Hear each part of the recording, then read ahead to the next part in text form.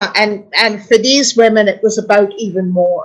Yeah. You know, I mean, for many of them, it was about just changing society in every way, starting the revolution, all that kind of stuff. Right. I mean, very ideologically based, which was absolutely characteristic of the period. Yeah. So that's exactly what I'll want you to draw out. Yeah, that it was, because I think that's what people don't understand, is it was never just about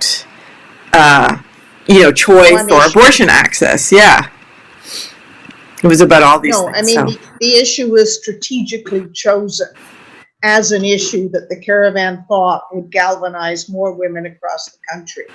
And if you think it was ideologically based, it came from the intellect, as things did at that period. That's what everybody organized around, right? Was ideology and all of that. And that was one of the conflicts between the men and the women, because the men were far more intellectually based.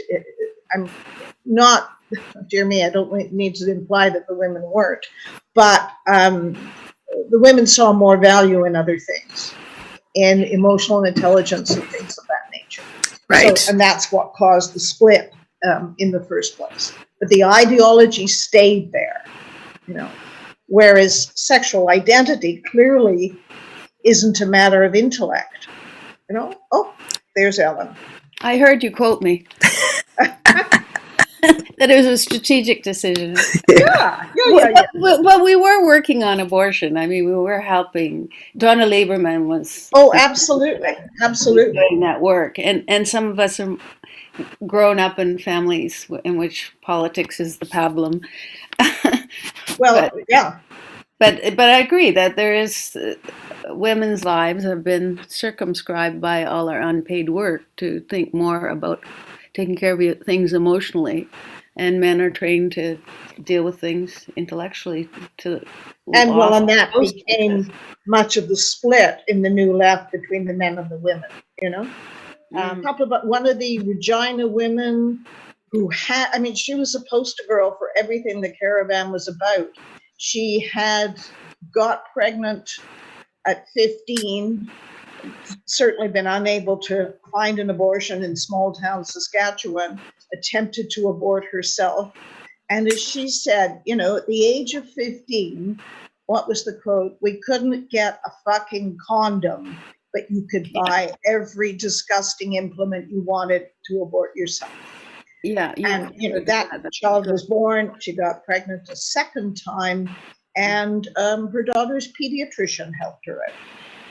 So, and then she's been living with the same woman now for over 30 years and lives on the island, So, that stuff, was certainly happening. You, Karen, is what attracted you to committing a chunk of your life to writing this book.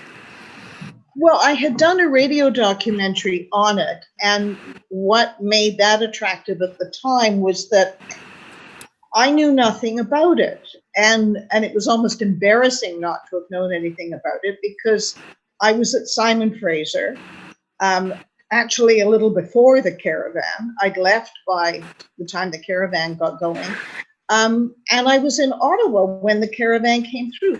Somehow I knew absolutely nothing about it, and I figured that must be the case for an awful lot of people. So, and it's a magnificent story. It's an outrageous story. Why isn't it known? Mm-hmm. So, and once you get going, it's wonderful. I mean, I talked to about 45 women, and since then, another 5 or 10 have put their hands up. Including, some quite prominent women. Most of the women involved, don't you agree, Ellen, went on to do stuff. Nobody went and curled up in a corner. No, I think it empowered all of us. It empowered our movements. We were part of movements, and empowered us. I mean, I don't know. I would have come out at some point as a lesbian, but it definitely empowered me to come out. Yeah. But then there was the big split with the women's movement once I did come out. But yeah, no, it was amazing, and we didn't go to jail, which was really important, I think, giving us an ability to go forward and organize. Whereas if they had thrown us in jail, maybe we wouldn't have had the enthusiasm that we had when we left Ottawa. Really? What makes you think that? Makes you even think about that question? I'm just Well, curious. we all had to make a decision that night in the schoolroom who could afford to get arrested. Okay. That was one of the key decisions that had to be made. Who could speak to the media? Who could afford to get arrested? And being arrested meant being able to get lawyers. You didn't have kids, all the other complications that would come if we were thrown into jail. And we thought there was a good chance we could have been arrested.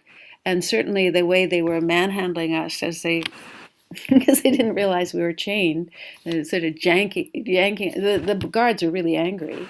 And obviously, the members of parliament were furious. They were livid that we would dare to interrupt their proceedings. And it completely no sense that they represented the people of Canada and no understanding that we also represented the people of Canada and they had to hear what we had to say.